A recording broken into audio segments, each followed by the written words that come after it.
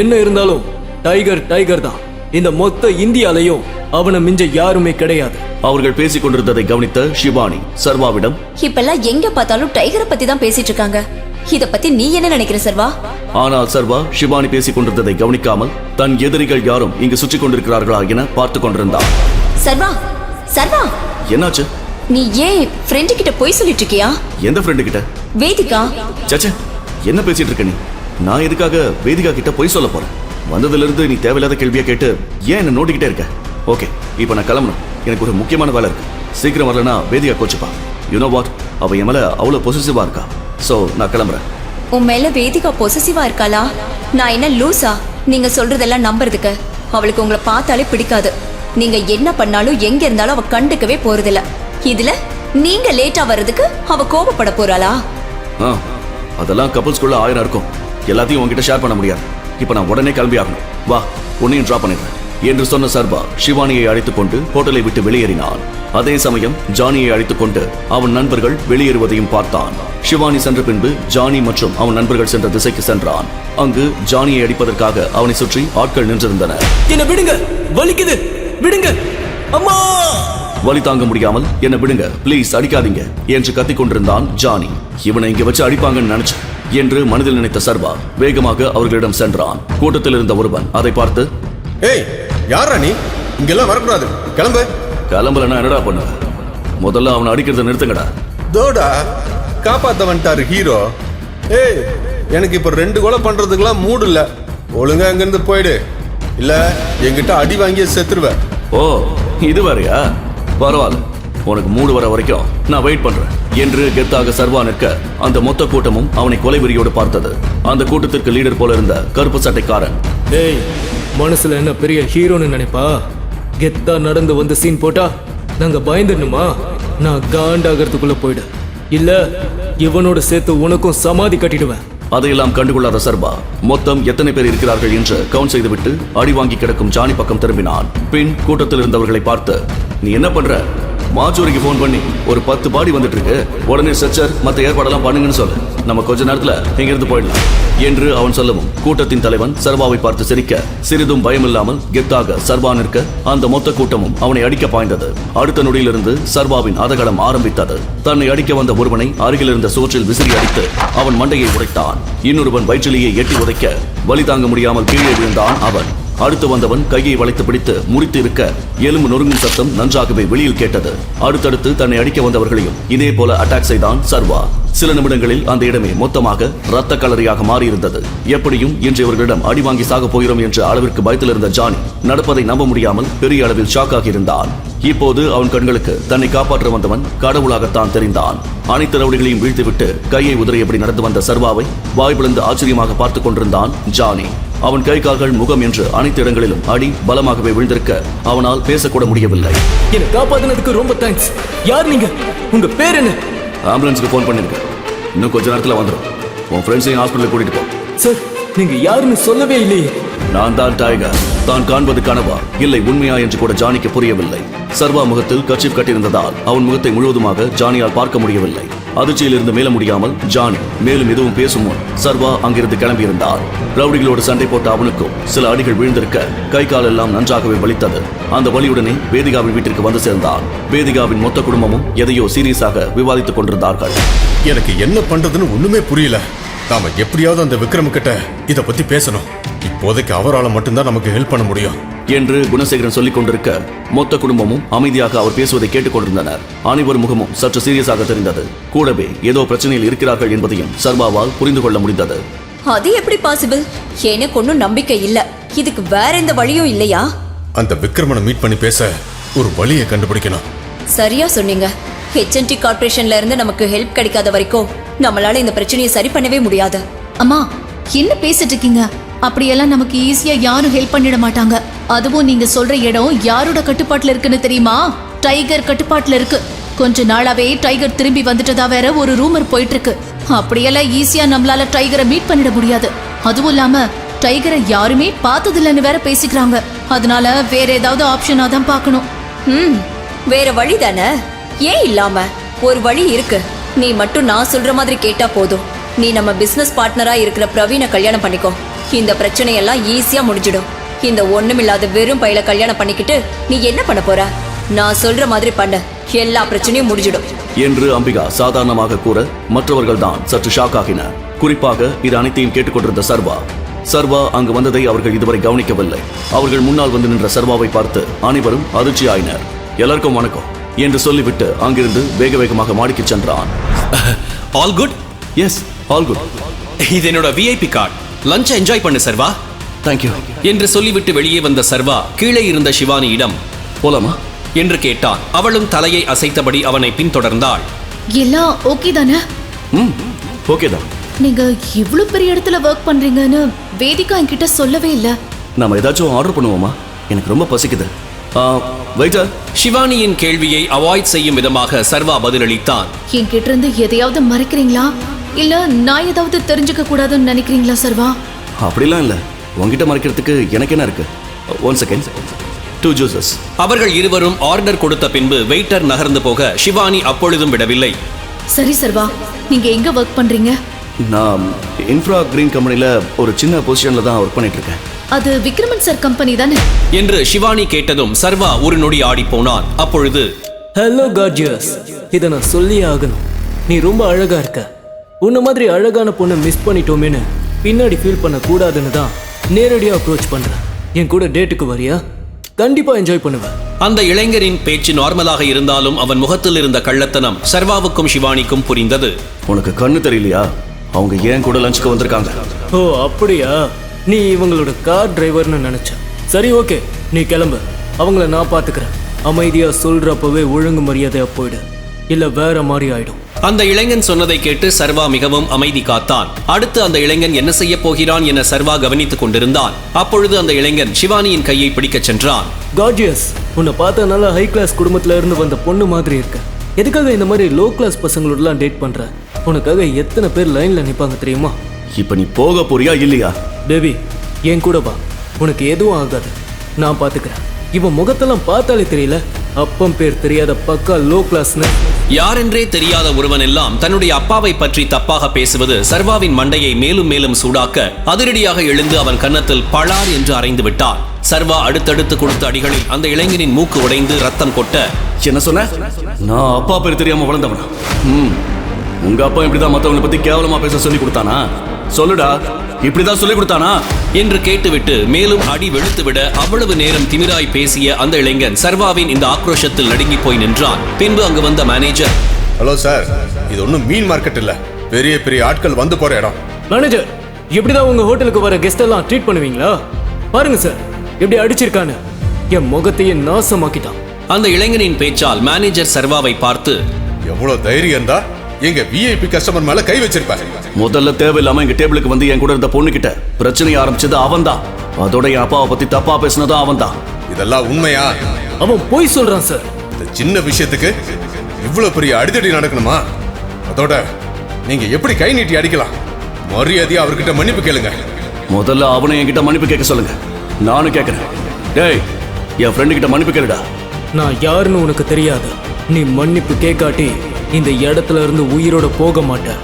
Sir, தப்பு இவர் மேல கிடையாது. அவன் தான் என்ன ஹராஸ் பண்ணான், தப்பு தப்பா பேசினான்.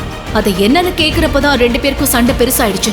அதெல்லாம் இருக்கட்டும், இவரு எங்க விஐபி கஸ்டமர் கிட்ட மன்னிப்பு கேட்டே ஆகணும்.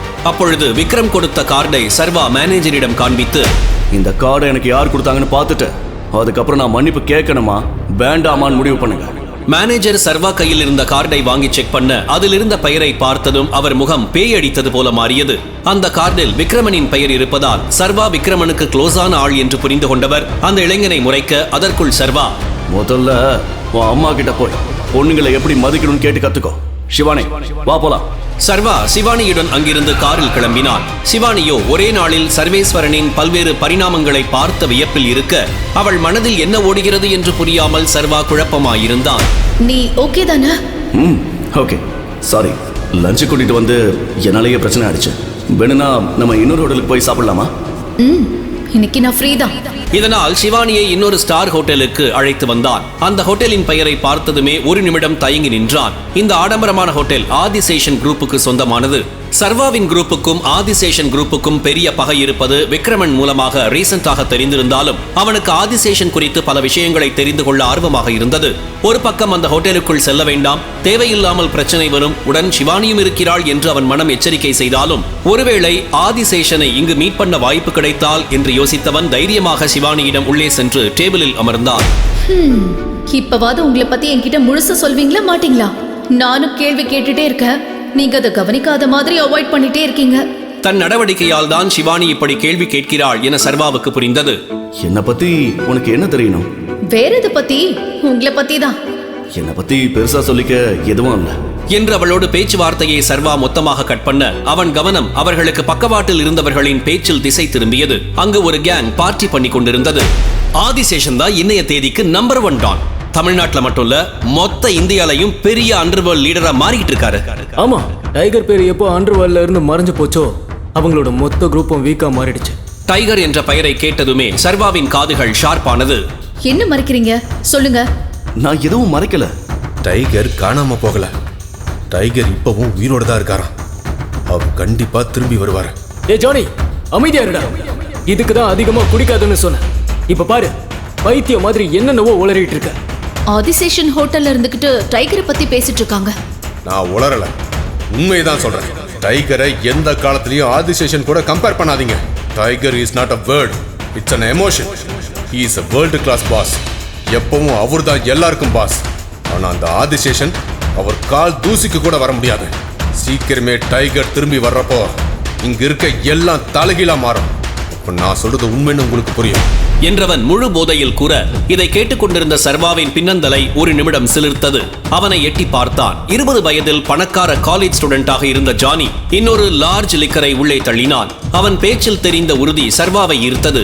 அப்படி இந்த ஜானி எதற்காக தன்னுடைய ஹவுஸ் ஆஃப் டைகர் குரூப்பின் மீது இவ்வளவு நம்பிக்கை வைத்திருக்கிறான்? அவனுக்கு டைகரை பற்றி ஏதாவது இன்ஃபர்மேஷன் தெரியுமா என்று அவனுக்கு அது மிகப்பெரிய சந்தேகத்தை உருவாக்கியது. அப்பாவி இளைஞன் கொண்டு வந்த 50 கோடி ரூபாய் செக்கை கிழித்து போட்டு திருடன், பிச்சைக்காரன் என்று அவமானப்படுத்திய பேங்க் மேனேஜரை காலில் விழுந்து மன்னிப்பு கேட்க வைத்த சாதாரண டெலிவரி பாய் இளைஞன். வாங்க, பல்லாயிரக்கணக்கானவங்க கேட்டு ரசித்த பிளாக் பஸ்டர் கதையை இலவசமா கேட்கலாம். பாஸ்கர் என்ன வேலை பண்ணி வச்சிருக்க? உடனே கேபினுக்கு வா என்று பாஸ்கரை வர சொல்லி உத்தரவிட்டார். எதுக்கு உள்ள கூப்பிடுறாரு என்று யோசித்துக் கொண்டே உள்ளே சென்ற பாஸ்கர், ஏன் சார் வர சொன்னீங்க? Any problem? ப்ராப்ளமா? நீ பண்ணது தான்டா ப்ராப்ளம். யார கேட்ட அவரோட செக்க கிழிச்ச? உனக்கு ஏதாவது அறிவு இருக்கா? ஐயோ சார், நீங்க தான் அவனை தப்பா புரிஞ்சுட்டு இருக்கீங்க. அவன் ஒரு சாதாரண டெலிவரி பாய். அவன் எனக்கு நல்லா தெரியும். என்கிட்டயே ஃபேக் செக் கொடுத்து ஏமாத்த பார்த்தான். அதான் கிழிச்சு போட்டேன். பாஸ்கர் சொன்னதை கேட்டு சர்வா கைகளை கட்டிக்கொண்டு அவனை பார்த்து சிரித்தான். ஒன்றதெல்லாம் பண்ணிட்டு போய் வர சொல்றியா? அந்த செக்கை யார் கொடுத்ததுன்னு தெரியுமா? இந்த ஊரிலேயே மிகப்பெரிய பிசினஸ் மேன் விக்ரமன். அவர் கொடுத்து விட்ட செக்கை தான் இப்படி அறிவுகட்டத்தனமா கிழிச்சு போட்டிருக்க என்று அதீத கோபத்தில் மேனேஜர் கத்தவும் பாஸ்கருக்கு இதய துடிப்பே நின்று விட்டது. என்னால இத நம்பவே முடியல சார். நீ ரொம்ப ஈஸியா அவரோட செக்க கிழிச்சு போட்டல.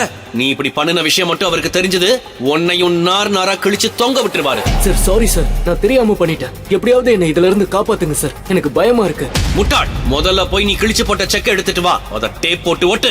சார் எப்படி சார் பாசிபிள்? முடியாதுன்னா உனக்கு இங்க வேலை இல்ல. இன்னைக்கு நான் உன்னை ஃபயர் பண்றேன். கிளம்பு. ஐயோ சார், நான் பண்றேன் சார். 1 மினிட் என்று கூறி வேகமாக கேபினுக்கு ஓடி வந்து கீழே கிடந்த கிழிந்த செக்கை பொறுக்கி அள்ளினான். சர்வா அமைதியாக நடப்பதையெல்லாம் பார்த்துக் கொண்டிருந்தான். பின் வேகமாக உள்ளே வந்த பாஸ்கர் தான் கிழித்து போட்ட அனைத்தையும் டேபிள் மீது வைத்தான். சின்ன சின்ன பீஸாக கிடந்த அதை எப்படி ஒட்டுவது என்றே அவனுக்கு புரியவில்லை. அதை ஒட்டுவதற்கு டேப்பை எடுத்துக்கொண்டு, கடவுளே, என் வேலையை நீதா காப்பாற்றணும் என்று மனதிற்குள் வேண்டியபடி ஓரக்கண்ணில் சர்வாவையும் அவ்வப்போது பார்த்தபடி அந்த செக்கை ஒட்ட ஆரம்பித்தார். டைகர், சொல்லுங்க, நம்மளோட அடுத்த மூவ் என்ன? சர்வா பதில் சொல்லும் முன் கரிகாலன் பேச ஆரம்பித்தார். இப்பதான் டைகர் திரும்பி வந்திருக்காரு. ஆனா சூர்யா திரும்பி வர்ற வரைக்கும் நாம எந்த மூவும் பண்ண போறது கிடையாது. ஆமா, சார் சொல்றதும் சரிதான். டைகர், புலிகள் கூட்டத்துக்குள்ள ஒரு நரி நுழைஞ்சிருக்கு. அதுதான் நம்மள பத்தின எல்லா இன்ஃபர்மேஷனையும் எதிரிகிட்ட கொடுத்துட்டு இருக்கு. அது யாருன்னு கண்டுபிடிக்கிற வரைக்கும் நாம ரொம்ப ஜாக்கிரதையா இருக்கணும். நரியா? யூ மீன் இந்த கேங்லயே ஒரு ஸ்பை இருக்கான்னு சொல்றீங்களா? ஆமா டைகர், சூர்யா திரும்பி வந்ததும் இத பத்தின டீடைல்ஸ் உனக்கு சொல்லுவான். ஆனா அது வரைக்கும் நீ உன்னோட அடையாளத்தை வெளியே காட்டாம இருக்கிறது தான் நல்லது. அண்ட் உன் அப்பாவோட கொலைக்கு பின்னாடி இருக்கிற ஆளுக்கும் அந்த ஸ்பைக்கும் நிச்சயமா சம்பந்தம் இருக்கணும். சர்வாவோ, அதான் எனக்கு யாருன்னு தெரியுமே. கூடவே இருந்து குழி பறிச்சது ராணா. இப்ப அவன் அப்பம் பண்ண தப்ப எல்லாம் மறைச்சிட்டு நாடகம் போட்டுட்டு இருக்கான். அவன் மகன் சூர்யா என்று நினைக்க கோபமாய் வந்தது அவனுக்கு. இவங்கெல்லாம் இன்னமும் ராணாவை ரொம்ப நல்லவன் நம்பிட்டு இருக்காங்களே, அவன் துரோகின்னு இவங்களுக்கு தெரியப்படுத்தணும் என்று நினைத்து நிஜமாக வருத்தப்பட்டான் சர்வா. நான் இன்னும் இந்த குரூப்ல யாரெல்லாம் மீட் பண்ணணும்? நம்மளோட க்ளோஸ் குரூப்ல சூர்யா, விக்ரமன் சார், திவாகர் சார், கரிகாலன், ஐ மீன் நான் பாரிவேந்தன், சக்கரவர்த்தி, அப்புறம் ஆலியா. ஆலியாவா? இந்த டீம்ல பொண்ணுங்க கூட இருக்காங்களா என்று சர்வா ஆச்சரியமாக கேட்டான். எஸ், இதுக்கு முன்னாடி ஆலியாவோட அம்மா தான் அந்த பொசிஷன்ல இருந்தாங்க. 1 இயருக்கு முன்னாடி அவங்க இறந்ததுனால ஆலியா அவங்களோட இடத்துக்கு வந்துட்டா. அப்புறம் நீ நினைக்கிற மாதிரி அவ சாதாரண பொண்ணு கிடையாது. அவ ஒரு நெருப்பு சூறாவளி. ஆலியா மாதிரி ஒரு பொண்ண நீ கண்டிப்பா இதுக்கு முன்னாடி உன் வாழ்க்கையில பாத்திருக்கவே மாட்ட.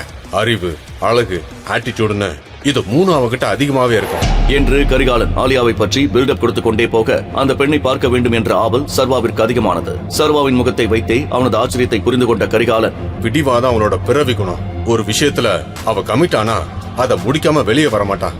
இந்த குரூப்ல அவ ஒரே ஒரு பொண்ணா இருந்தாலும் இங்க பல ஆம்பளைங்களால சாதிக்க முடியாதத அவ சாதிச்சிருக்கா. கெட்டிக்காரி. நீ எக்காரணத்தை கொண்டும் அவளை ஒரு சாதாரண பொண்ணு தானேன்னு மட்டும் தப்பு கணக்கு போட்டுறாத. இதெல்லாம் உன்னோட நல்லதுக்கு தான் சொல்றோம். அதிலிருந்து சர்வாவிற்கு ஒரு விஷயம் மட்டும் புரிந்தது. கரிகாலனே ஏத்துக்கிறதுக்கு பெரிய ஆட்டம் ஆடிட்டாரு. இந்த பொண்ணுக்கு இவரே இவ்வளவு பில்டப் கொடுக்கறத பார்த்தா அவளும் அவ்வளவு சீக்கிரம் என்ன அக்செப்ட் பண்ண மாட்டா. பட் இந்த சேலஞ்ச் எனக்கு பிடிச்சிருக்கு. சீக்கிரம் அந்த பொண்ணை மீட் பண்ணணும் என்று மனதில் எண்ணிக்கொண்டவனுக்கு நிச்சயம் அடுத்ததாக ஆலியாவை கன்வின்ஸ் செய்வதுதான் தன்னுடைய மிகப்பெரிய டாஸ்காக இருக்க போகிறது என்பதை உறுதி செய்து கொண்டான். சீக்கிரமே ஆலியாவை மீட் பண்றதுக்கான வாய்ப்பு உங்களுக்கு கிடைக்கும். ஆனா அவளை நீங்க எப்படி கன்வின்ஸ் பண்ண போறீங்கன்னு தான் எனக்கு தெரியல. நீ ரொம்பலாம் யோசிக்காத திவாகர். அதெல்லாம் டைகர் பார்த்து பாரு. நானும் இப்படித்தான் முரண்டு பிடிச்சேன். ஆனா டைகர் என்ன ஒரே நாக் அவுட்ல கன்வின்ஸ் பண்ணல. அதே மாதிரி டைகரோட உண்மையான பவரை பார்த்ததுக்கு அப்புறம் கண்டிப்பா அவளும் புரிஞ்சுக்குவா என்று கரிகாலன் கூற மேனேஜர் அவரை ஆச்சரியமாக பார்த்தார். டைகர் கூட ரிங்ல சண்டை போட்டீங்களா சார்? ஆமா, ரொம்ப நல்ல சண்டை அது. வாழ்க்கையில என்னால அதை மறக்கவே முடியாது. உங்களுக்கு எவ்வளவு பணம் வேணும்னு சொல்லுங்க டைகர். நான் இப்பவே உங்களுக்கு அரேஞ்ச் பண்ணி கொடுக்கறேன். இப்போதைக்கு 1 கோடி கேஷ் வேணும். மிச்சம் இருக்கிற 49 கோடியை என்னோட புது அக்கவுண்ட்ல டிரான்ஸ்ஃபர் பண்ணிடுங்க. கண்டிப்பா டைகர். மேனேஜர் அந்த அறையை விட்டு வெளியே போனதும் எனக்கு இந்த ஆலியாவை பத்தின டீடைல்ஸ் வேணும். பண்றேன் டைகர். ஆனா எக்காரணத்தை கொண்டும் அவளை கோவப்படுத்துற மாதிரி எதுவும் பண்ணிடாத. அண்ட் வெரி இம்பார்ட்டன்ட், அவளை கிண்டல் பண்ணா அவளுக்கு சுத்தமா பிடிக்காது. யார் என்னன்னு பார்க்காம அந்த இடத்துல போட்டு தள்ளிடுவான் என்று சொல்ல ஆலியாவின் கேரக்டர் மேலும் மேலும் இன்ட்ரெஸ்டாக மாறிக்கொண்டே போவதை பார்த்து சீக்கிரமே அவளை மீட் பண்றேன் என்று சர்வா கூறினான். அப்புறம் உனக்கு ஒரு கார் ரெடி பண்ணணும். நான் என்னோட மேனேஜர் கிட்ட இன்ஃபார்ம் பண்றேன். இப்பவே குளோபல் மோட்டார்ஸ்க்கு போ. அங்க உனக்கு ஒரு புது கார் வெயிட் பண்ணிட்டு இருக்கோம். இப்போதைக்கு நான் பணத்தை செட்டில் பண்ணிடுறேன். ஆனா நீ பழையபடி பொசிஷனுக்கு வந்ததும் அது எனக்கு டபுள் மடங்கா கொடுத்துடணும் என்று சொல்ல சர்வா சிரித்து விட்டான். பின் அவன் தனியாக கிளம்பி குளோபல் மோட்டார்ஸுக்கு வர அவசரத்தில் அவர் எந்த காரை புக் பண்ணியிருக்கிறார் என்று கேட்க மறந்து விட்டான். ஆனால் அவன் ஷோரூம் உள்ளே சென்ற பொழுது மேனேஜர் அவனுக்காக வெயிட் பண்ணி கொண்டிருப்பது தெரிய சர்வாவிடம் வேகமாய் வந்தவர், மிஸ்டர் சர்வேஸ்வரன் என்று கேட்க, எஸ் ஐ எம் சர்வேஸ்வரன் என்று அவன் கூற, அவன் எப்படி இருப்பான் என்று கரிகாலன் ஏற்கனவே சொல்லிவிட்டதால் மேனேஜர் ஆச்சரியப்படவில்லை. ஏன் கூட வாங்க சார் என்று பின்னால் இருந்த கராஜுக்கு அழைத்து செல்ல அங்கே பல எக்ஸ்பென்சிவான கார்கள் நின்று கொண்டிருந்தது. அதில் சற்று பழையதாகவும் நிறைய அடி வாங்கியபடியும் நின்ற ஒரு கார் அருகில் மேனேஜர் அழைத்து வர முதல் பார்வையிலேயே அது எக்ஸ்பென்சிவான ஒரு கார் என்று சர்வா கண்டுகொண்டான். வேண்டுமென்றே அதை பழையது போல் மாற்றி அமைக்க சொல்லியிருந்தார் கரிகாலன். அவருடைய திட்டத்தை பார்த்து சர்வா உள்ளுக்குள் மெச்சிக்கொண்டான். அவனுடைய டேஸ்டுக்கு அந்த கார் பக்காவாய் ஒத்துப்போக மேனேஜர் பவ்யமாய், சார் நீங்க காரை டெஸ்ட் டிரைவ் பண்ணி பாக்குறதுனா பாருங்க, நான் பேப்பர்ஸ் எடுத்துட்டு வந்துடுறேன் என்று சொல்லி செல்ல சர்வாவும் டிரைவர் சீட்டில் அமர்ந்து அந்த காரை ஸ்டார்ட் பண்ண, ஹாய் என்று விண்டோ பக்கம் இருந்து ஒரு குரல் வந்தது. சர்வா சட்டென்று திரும்பி பார்த்தான். அங்கு வேதிகாவின் பெஸ்ட் ஃப்ரெண்ட் ஷிபானி நின்றிருந்தாள். சிவப்பு நிற கிராப் டாப், காதில் சின்னதாக டைமண்ட் ஸ்டட், தோளில் சீலிங் பேக் என ஆள் வெஸ்டர்ன் ஸ்டைலில் அட்டகாசமாக இருந்தாள். விக்ரமனின் பார்ட்டியில் அவளும் வேதிகாவும் மிகவும் நெருக்கமாக இருப்பதை சர்வா கவனித்திருந்தான். ஆனால் வேதிகா சர்வாவை அவளுக்கு அறிமுகம் செய்து வைக்கவே இல்லை. பார்ட்டி முழுவதும் தன்னை ஷிவானி சந்தேக கண்களோடு பார்ப்பதை சர்வா நன்றாகவே நோட்டீஸ் செய்திருந்தான். அவள் சர்வாவை பார்த்த விதம் மிகவும் விசித்திரமாக இருந்தது. ஹே, நீங்க வேதிகாவோட ஃபியான்சி சர்வா தானே? நீங்க இந்த காரை வாங்க போறீங்களா? உங்களுக்கு என்ன தெரியுமா? என்ன சார் ஒண்ணுமே தெரியாத மாதிரி கேக்குறீங்க? நான் வேதிகாவோட பெஸ்ட் ஃப்ரெண்ட். உங்களை பத்தி எனக்கு தெரியாம இருக்குமா? முதல்ல நான் கேட்ட கேள்விக்கு பதில் சொல்லுங்க. நீங்க கார் வாங்க வந்திருக்கீங்களா? என்னால நம்பவே முடியலையே. வேதிகா நீங்க ரொம்ப புவர்னு சொன்னா, ஆனா நீங்க எப்படி இங்க இருக்கீங்க? ஆஹா, இவகிட்ட வாயை கொடுத்து என் வாழ்க்கையை புண்ணாக்கிக்க கூடாது. ஆமாங்க, நான் போறதான். இது என்னோட கார் இல்ல, என் பாஸோடது. அவர் புக் பண்ணதை எடுத்துட்டு போக தான் நான் வந்திருக்கேன். நிஜமாவா சொல்றீங்க? என்ன பார்த்தா போய் சொல்ற மாதிரி இருக்கா? அப்படி இல்ல. சரி, நம்ம ஒண்ணு பண்ணலாம். நான் இப்பவே வேதிகாக்கு போன் பண்ணி இங்க வர சொல்றேன். என்ன பண்றீங்க நீங்க? அதான் சொல்றேன்ல, இது என் பாஸ் காரன். அதை எதுக்கு வேதிகா பார்க்கணும்? அவளை எதுக்கு டிஸ்டர்ப் பண்ணிக்கிட்டு? ஓகே, அவளுக்கு நான் கால் பண்ணாம இருக்கணும்னா நீங்க எனக்கு ட்ரீட் கொடுக்கணும். ஓகேவா என்று சொல்லிவிட்டு அவளும் காரில் ஏறி அமர்ந்தாள். அவள் பேசும் விதமும் அவளது நடவடிக்கைகளும் வித்தியாசமாக இருந்தாலும் சரி வாங்க என்று கூறினான் சர்வா. அதே நேரம் மேனேஜரும் காரின் டாக்குமெண்டோடு வந்துவிட பேப்பர் ஒர்க்கை எல்லாம் முடித்துவிட்டு சர்வா சிவானியோடு அங்கிருந்து கிளம்பினான். அவளை நேரடியாக விக்ரமனின் விஸ்தார ஹோட்டலுக்கே அழைத்துச் சென்றான் சர்வா. அவளோ செல்லும் வழியெல்லாம் அவனைத்தான் ஓரக்கண்ணில் பார்த்துக் கொண்டிருந்தாள். சர்வாவுக்கு அவள் தன்னிடம் என்ன எதிர்பார்க்கிறாள் என்று புரியவில்லை. ஹோட்டலுக்கு வந்ததும் காரை பார்க் பண்ணியவன் கீழே இறங்குவதற்கு முன்பே விக்ரமனிடமிருந்து கால் வந்ததும் எடுத்து விட்டான். என்னாச்சு டைகர்? நம்ம ஹோட்டலுக்கு வெளியே உன் கார் நிக்குது, ஒன்னும் பிரச்சனை இல்லையே? பிரச்சனை எல்லாம் எதுவும் இல்ல அங்கிள். என் ஃப்ரெண்டு கூட லஞ்ச் சாப்பிட வந்திருக்கேன். ஓகே, நீ மேல என்னோட ஆபீஸ்க்கு வா. நான் உனக்கு என்னுடைய விஐபி கார்டை கொடுக்குறேன். So both of you can get a VIP treatment. Okay uncle என்று சர்வா போனை கட் பண்ணியவன் சிவானியிடம் தனக்கு ஒரு முக்கியமான வேலை இருக்கிறது, அதை முடித்துவிட்டு வருகிறேன் என்றவன் விக்ரமின் ஆபீஸுக்கு சென்றுவிட சிவானி அவனுடைய ஒவ்வொரு செயலையும் நுணுக்கமாக கவனித்தாள். லிப்டில் சர்வா அழுத்திய ஃப்ளோர் பட்டனை வைத்தே அவன் விக்ரமின் ஆபீஸுக்கு தான் செல்கிறான் என்று அவளுக்கு புரிந்து போக சிவானிக்கு சர்வா மீது இருந்த சந்தேகம் மேலும் அதிகமானது. நிஜமாவே இந்த சர்வீஸ்வரன் யாரு? அவன் ஏதாவது உண்மையை மறைக்கிறானா என்று தண்ணியை கேட்டுக்கொண்டாள். ஒழுங்கு அங்கிருந்து ஓடிருங்க, இல்லனா நீங்களும் செத்துருவீங்க. வா. ராஜனின் கையில் குண்டடிப்பட்டு ரத்தம் வழிந்து கொண்டிருக்க அர்த்தராத்திரியில் தனது மகன் அபினவுடன் மறைவாக ராஜன் ஒளிந்து கொண்டிருந்தார். சீக்கிரம் வா டைகர், சீக்கிரமா வா. நான் சொல்றத கவனமா கேளு. நீ இங்க இருந்து தப்பிச்சு போயிடு, இல்லடா அவங்க உன்னையும் சும்மா விட மாட்டாங்க. ராஜனின் காரை மறைத்து ராணா துப்பாக்கியுடன் நிற்க, சர்வா வெளியே வா, வா, பாத்து வா. சர்வா ஓடு. அதற்கு ராணாவின் துப்பாக்கி குண்டுகள் ராஜனின் கையை தொலைத்தன. இல்லப்பா இல்ல, நான் உங்களை விட்டுட்டு போகவே மாட்டேன். ஐயோ அடம் பிடிக்காத சர்வா, இங்க பாரு, நான் வாழ்ந்து முடிச்சிட்டேன். இனி இதுக்கப்புறம் எது நடந்தாலும் நீ தான் உன்னை பாத்துக்கணும். நல்லா கேட்டுக்கோ, நீங்க இருந்து தப்பிச்சு போகும்போது எக்காரணத்தை கொண்டும் திரும்பி பார்க்க கூடாது, புரிஞ்சுதா? சரிப்பா என்று ராஜன் சொல்லி முடித்ததும் தனது கையில் இருந்த தங்க மோதிரத்தை சர்வாவிடம் கழட்டி கொடுத்தார். அந்த மோதிரத்தில் டி என எழுதியிருந்தது. அப்புறம் இன்னொரு விஷயம், நீ உன் கடைசி மூச்சு வர மக்களுக்காக போராடணும், புரிஞ்சுதா டைகர்? ராஜன் அழுது கொண்டே சர்வாவை கட்டிப்பிடித்து முகத்தில் முத்தம் கொடுத்து, run tiger, run tiger, run! தன்னிடமிருந்த துப்பாக்கியை எடுத்துக்கொண்டு ராணாவின் கார் முன் போய் நின்றார் ராஜன். அதற்குள் ராணா ராஜனை சரமாரியாக சுட்டான். ரத்த வெள்ளத்தில் ராஜன், டைகர், இவன் முகத்தை மட்டும் மறந்துடாத. அப்பா. தூக்கத்திலிருந்து பதட்டத்துடன் சர்வா எழுந்தான். வேர்க்க விறுவிறுக்க எழுந்த சர்வாவை கடந்த 18 வருடங்களாக இந்த கனவு துரத்தி வருகிறது.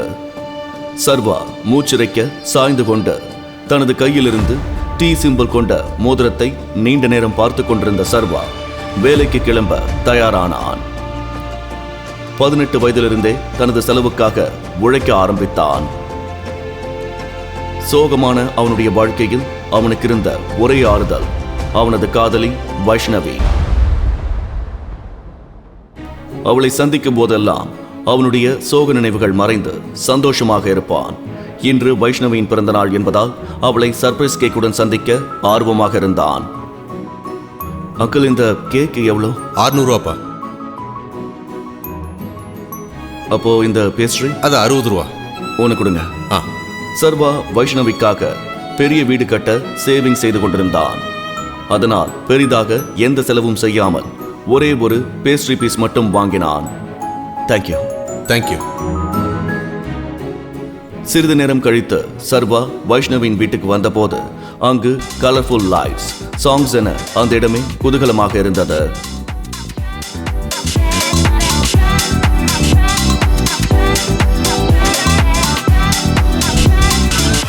வைஷ்ணவி, என்ன இதெல்லாம்? வைஷ்ணவி யார் இவ? இவனை தெரியல? Delivery boy. நம்ம தான் ஆல்ரெடி கேக் ஆர்டர் பண்ணிட்டோமே, அப்புறம் எதுக்கு பேஸ்ட்ரி ஆர்டர் பண்ண?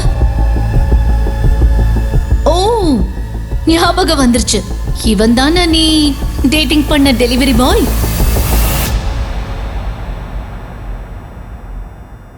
ஓ கம் ஆன் வைஷ்ணவி, நீ இவ்ளோ சீப்பான ஆளா இருப்பன்னு நான் நினைக்கவே இல்லை. Baby, happy birthday baby. Thank you.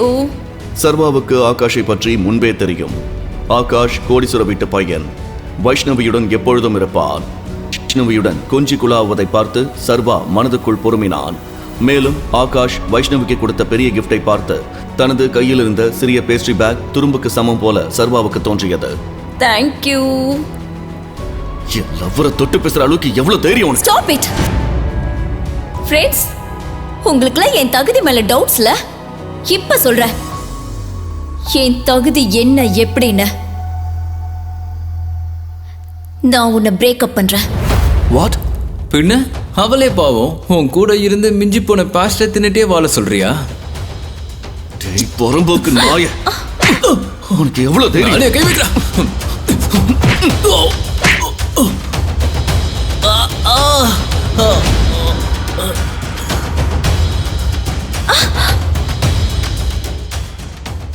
நீ பெரிய தப்பு பண்ணிட்ட வைஷ்ணவி என்று சொல்லிவிட்டு சர்வா அங்கிருந்து கோபத்துடன் கிளம்பினான். ஆகாஷ். சர்வாவின் இதயம் நொறுங்கியிருந்தது. குடிபோதையில் இருக்க ஆகாஷ் வைஷ்ணவியை முத்தமிடும் காட்சி கண் முன்னே வந்து அவன் மனதில் ஆறாத காயத்தை ஏற்படுத்தியிருந்தது.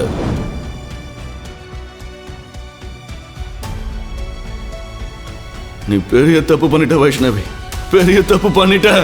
நீ ரொம்ப பெரிய தப்பு பண்ணிட்ட வைஷ்ணவி. அதீத போதையில் ரோட் சைடில் விழுந்து கிடந்தான் சர்வா.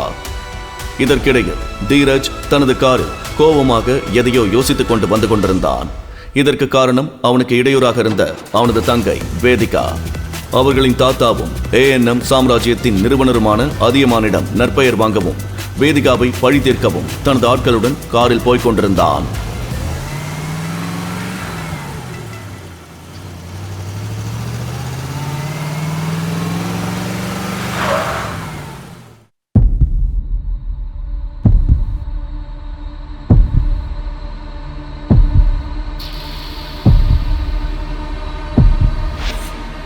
சீக்கிரம் இவனை கார்ல ஏத்து.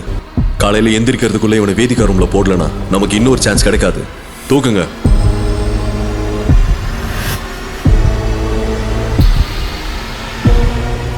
தீரஜின் ஆட்கள் சர்வாவை தூக்கிக் கொண்டு நேராக ரூம் நம்பர் 409 நுழைந்தனர். அவனோட ட்ரெஸ்ஸை கட்டிட்டு அவ பக்கத்துல படுக்க வை.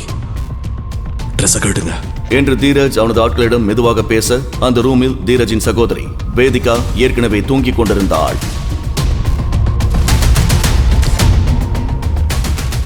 அடுத்த நாள் காலையில் சர்வா புரண்டு படுத்த போது அவனது கை ஒரு மென்மையான கையுடன் மோதியது.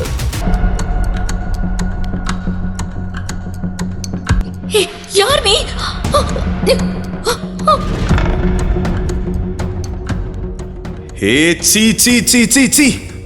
அசிங்கமா இருக்கு வேதிகா. உன் மேல ரொம்ப நாளாவே எனக்கு டவுட் இருந்துச்சு. தாத்தா கிட்ட இத பத்தி பல தடவை சொல்லிட்டேன். ஆனா என்ன பண்றது, அவர் ஒவ்வொரு தடவையும் என் பேத்தி இது மாதிரி பண்ண மாட்டான்னு அடிச்சு சொன்னாரு. இப்ப பாரு உன் லட்சணத்தை. இப்ப நான் என்ன பண்ண போறேன்னா, இங்க நடக்கிற மொத்த கூத்தையும் நான் அப்படியே லைவ் டெலிகாஸ்ட் பண்ணி காட்ட போறேன். நம்ம தாத்தாவை இங்க வர சொல்லிட்டேன். அண்ணா, நான் சொல்றது கொஞ்சம் நம்புனா. இவ யாருன்னு எனக்கு தெரியாது. இவ எப்படி இங்க வந்தான்னு கூட எனக்கு தெரியாது. நான் சொல்றத நம்பு. இவ சர்வா விளக்கம் கொடுக்கும் முன் அதற்குள் தீரஜ் மற்றும் வேதிகாவின் தாத்தா அதியமான் அங்கு வந்துவிட்டார். அவரை பார்க்கும் போதே அவர் மிகப்பெரிய பணக்காரர் என உணர்த்தியது. வேதிகாவை இந்த நிலைமையில் கண்டதும் அதியமானின் கண்கள் கோபத்தில் சிவந்திருந்தன. வேதிகா, நீ இப்படி பண்ணுவன்னு நான் கனவுலையும் நினைக்கல. தாத்தா, நீங்க நினைக்கிற மாதிரி எதுவும் நடக்கல. நிறுத்து. உனக்கு நம்ம குடும்பத்தை பத்தி எல்லாம் தெரியும். அப்படி இருந்து எல்லாத்தையும் மீறிட்ட நீ. இல்ல தாத்தா. அப்புறம் இவன்? அதியமானின் பார்வை சர்வாவின் மீது பட சர்வா சாவு பயத்தை உணர்ந்தது போல இருந்தான். நீ என்னோட பேத்தியை என்ன பண்ணி வச்சிருக்கான்னு தெரியுமா? இங்க பாரு, என் குடும்ப வழக்கப்படி இனிமே நீதான். என்னது? ஆனா எங்களுக்குள்ள ஒண்ணுமே நடக்கலையே. தாத்தா, சத்தியமா எதுவுமே நடக்கல. இங்க எதுவுமே நடக்கலன்னு சொல்றியா? அப்ப இதெல்லாம் என்ன?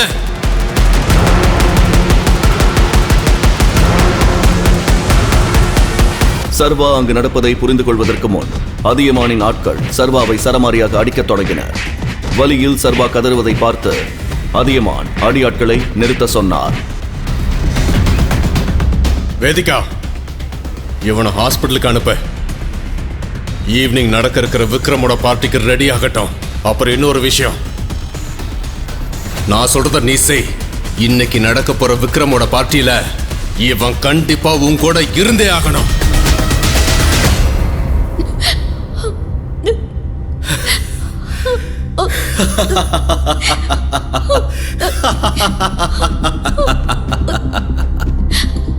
எதுக்காக என்னோட வாழ்க்கையை இப்படி நாசம் பண்ண?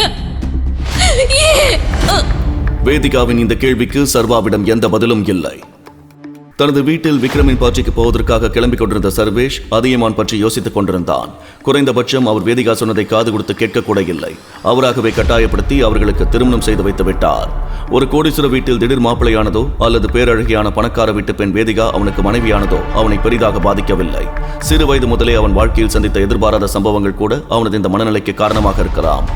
தன்னுடைய துணி அலமாரியிலிருந்து இந்த மாதிரி விசேஷ நாட்களில் அணிந்து கொள்ளும் பிளேசரை எடுத்தான் சர்வேஷ். அது அவன் அப்பாவுடையது. அது மிகவும் பழமையானதால் கிழிந்து சில இடங்களில் நூல் பிரிந்திருந்தது. ஆனாலும் அந்த பிளேசர் அவனுக்கு மிகவும் கச்சிதமாக பொருந்தியதோடு அந்த டிரெஸ்ஸில் அவனை பார்க்க கம்பீரமாக காட்சியளித்தான் சர்வேஷ். சர்வேஷ் நினைத்ததை விட வேதிகாவின் வீடு மிகவும் பிரம்மாண்டமாக இருந்தது. வேதிகா போன்ற ஒரு கோடீஸ்வரி தன்னுடைய மனைவி என்பதை அவனால் நம்பவே முடியவில்லை. அவள் காலில் அணிந்திருக்கும் செருப்பு வாங்க வேண்டும் என்றால் கூட சர்வேஷின் ஒரு மாத சம்பளம் போதாது. வேதிகா சர்வேஷை எவ்வளவு வெறுக்கிறாள் என்பது அவள் செய்கையிலேயே தெரிந்தது. பெரிய பெரிய கோடீஸ்வரர்கள் கலந்து கொள்ளும் பார்ட்டிக்கு போவதை நினைத்து சர்வேஷுக்கு பதட்டமாக இருந்தது. அந்த பதட்டத்தில் சர்வேஷின் தந்தை கொல்லப்படுவதற்கு முன்னால் அவனுக்கு கொடுத்த மோதிரத்தை வெறுமன விரலில் சுழற்றிக் கொண்டிருந்தான் சர்வேஷ். அது ஒரு சாதாரண மோதிரம். அதை பார்க்கும் போதே வேதிகாவுக்கு அருவருப்பாக இருந்தது. முதல்ல அதை கழட்டி தூக்கி எறி. பார்க்கவே கேவலமா இருக்கு. சாரிங்க, இது நான் என் அப்பா ஞாபகமா வச்சிருக்கேன். விக்ரமின் பங்களா ஒரு கோட்டை போல இருந்தது. பங்களாவுக்குள் துப்பாக்கி ஏந்திய செக்யூரிட்டி ஆட்கள் காவலுக்கு இருந்தார்கள். வேதிகாவுடன் உள்ளே வந்தான் சர்வேஷ். அங்கே நின்று கொண்டிருந்த ஆகாஷ் சர்வேஷை பார்த்ததும் கோபமானான். 1 மினிட். இங்க என்னடா பண்ற rascal? Excuse me, he's my husband. என்ன சொல்ற வேதிகா? இந்த தெரு பொறுக்கு எப்படி உன்னோட ஹஸ்பண்டா இருக்க முடியும்? வாய மூடிட்டுங்கிறது போயிடு. போலனா என்னடா பண்ணுவ? சொல்றா, என்ன பண்ணுவ? அடிப்பியா? அதற்கு மேல் பொறுமையாக இருக்க முடியாமல் ஆகாஷை அடிக்க கையை ஓங்கினான் சர்வேஷ்.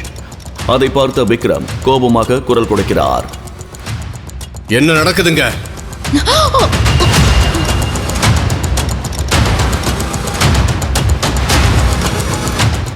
விக்ரம் சார், அவனை பாருங்க. அவன் ஒரு கிரிமினல். யாருமே இன்வைட் பண்ணாம அவனாவே வந்திருக்கான். இங்க வா.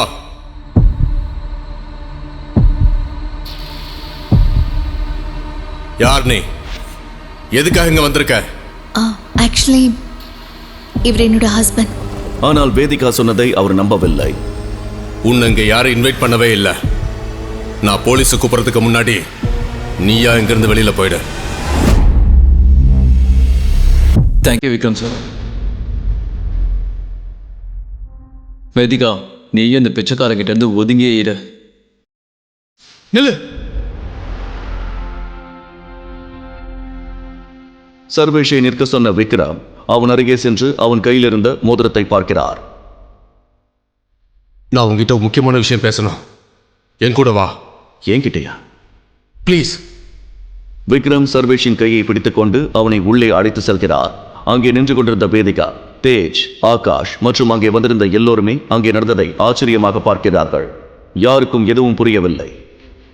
சர்வேஷை தன்னுடைய தனி அறைக்கு அழைத்து வந்த விக்ரம் கதவை சாத்தி தாளிடுகிறான். நான் உன்னோட இந்த மோதிரத்தை பார்க்கணும். எதுக்கு? இல்ல, தப்பா நினைக்காத.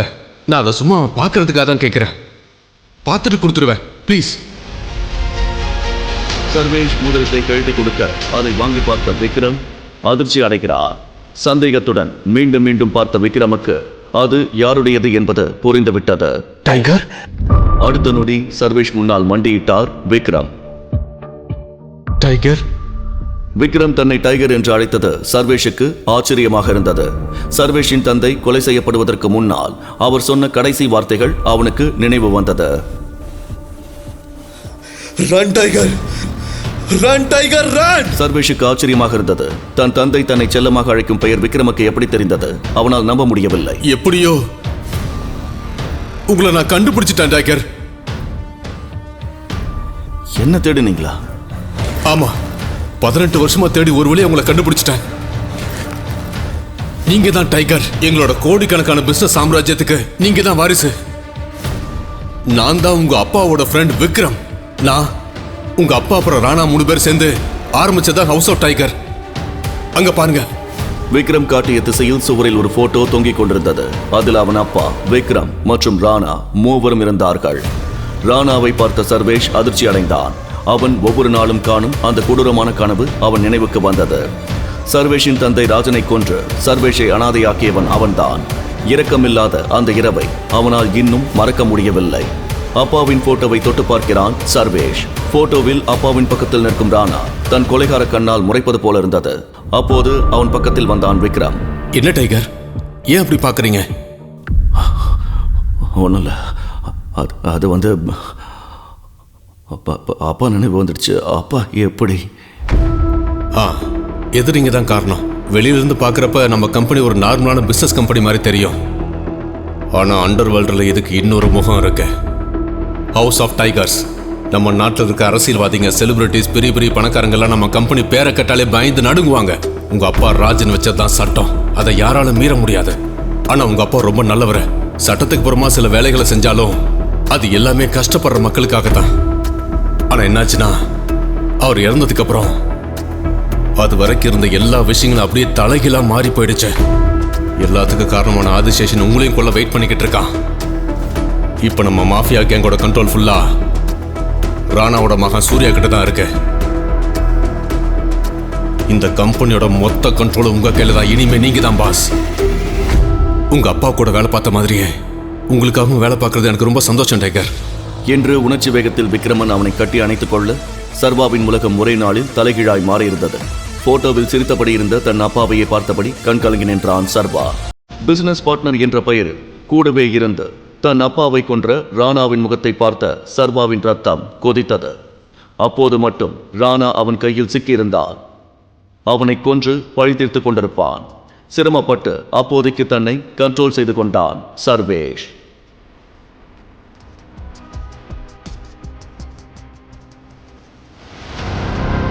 நான் இவ்வளோ நாள் உங்களுக்காக தான் காத்துக்கிட்டு இருந்தேன். இத்தனை வருஷமா நீங்க எங்க இருந்தீங்க டைகர்? என்ன செஞ்சுக்கிட்டு இருந்தீங்க? அப்பா இறந்த பிறகு நான் ஒரு அநாத ஆசிரமத்தில் தான் வளர்ந்தேன். அந்த 18 வயசுக்கு மேலே வச்சுக்க மாட்டாங்க. வெளியே வந்த பிறகு படிக்கிறதுக்காக நிறைய வேலைகள் செஞ்சேன். ஆனால் அந்த டைமில் நீங்கள்லாம் ஏன் என்னை தேடலை? டைகர், நாங்கள் உங்களை தேடவே இல்லைன்னு நீங்கள் நினைக்கிறீங்களா என்ன? நான் தான் சொன்னேன்ல, உங்கள் அப்பா இறந்த பிறகு நம்ம மாஃபியா கேங்கில் ஏகப்பட்ட பிரச்சனை. எல்லாத்தையும் சரி பண்ணுறதுக்குள்ள ரொம்ப வருஷம் ஓடிருச்சு. அதுக்கப்புறம் உங்களை கண்டுபிடிக்க எவ்வளவோ நாங்கள் முயற்சி பண்ணி பார்த்தோம். ஆனால் உங்களை கண்டுபிடிக்க முடியல. எது எப்படியோ அதான் இப்போ உங்களை பார்த்துட்டோம்ல. சூர்யா இப்போ உங்களை பார்த்தாருன்னா அவர் ரொம்ப சந்தோஷப்படுவார். சூர்யாவின் பெயரை கேட்டதும் சர்வேஷுக்கு பயங்கரமான கோபம் வந்தது. சூர்யா தன் தந்தையை கொன்ற துரோகியின் மகன். அந்த துரோகியின் மகனை சந்திக்க சர்வேஷ் விரும்பவில்லை. அப்பா என்கிட்ட இந்த மாஃபியா கேங்கை பற்றி எதுவுமே சொன்னதில்லை. அப்படி இருக்கிறப்ப என்னால் எப்படி? அப்போ நீங்கள் ரொம்ப சின்ன பையன் தானே டைகர். சொன்னாலும் உங்களுக்கு புரிஞ்சிருக்காது. அதனால தான் சொல்லியிருக்க மாட்டாரு. அப்புறம் நாங்கள் உங்களை தேடலன்னு நினைக்காதீங்க. ரொம்ப சின்சியராக தேனோன்னா நீங்கள் கிடைக்கல. அதான் இப்போ வந்துட்டீங்கல்ல. இனி இந்த மாஃபியா கிங்டம் உங்களுக்கு சொந்தம். சியர்ஸ். அவர் சொன்னது எந்த வகையிலும் சர்வேஷை சந்தோஷப்படுத்தவில்லை. தன் தந்தையை கொன்ற கொலைகாரன் ராணாதான் என்ற ரகசியம் விக்ரமுக்கும் மற்றவர்களுக்கும் ஏன் தெரியவில்லை?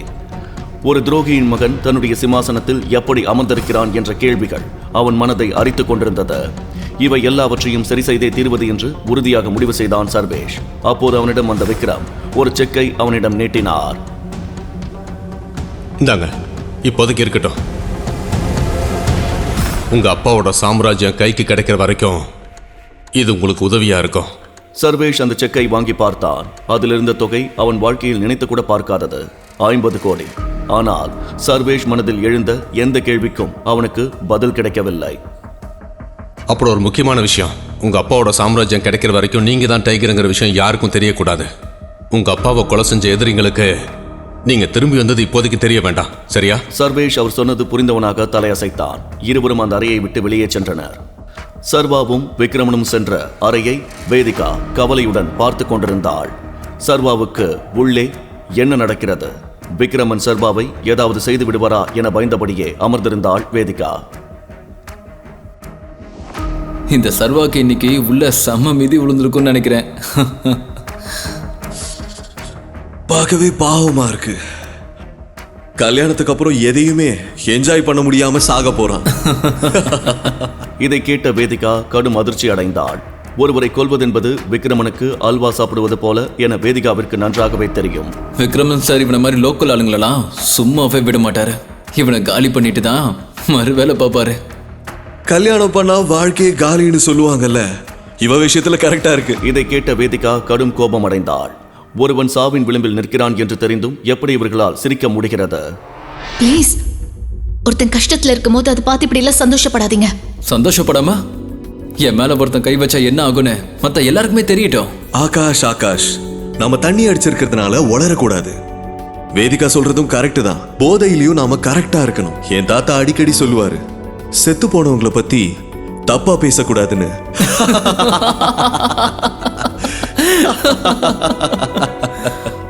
வேதிகா என்ன சொல்வதென்று தெரியாமல் தவித்த போது சர்வாவும் விக்ரமனும் அந்த அறையிலிருந்து வெளியே வந்தனர். சர்வாவின் மேல் ஒரு தூசி கூட படாமல் அப்படியே வெளியே வந்திருந்தான். அதை பார்த்த ஆகாஷ் மற்றும் தீரஜ் முகத்தில் ஈ ஆடவில்லை. இவன் விக்ரமன் சார் கூட வர ஸ்டைல பார்த்தா இவன் மேல ஒரு அடி கூட படல போலியே. விக்ரம் சார் அவனை கூட்டு போன வேகத்துக்கு இந்நேரம் அவன் மூஞ்சு முகரையெல்லாம் பேத்திருக்கணுமே.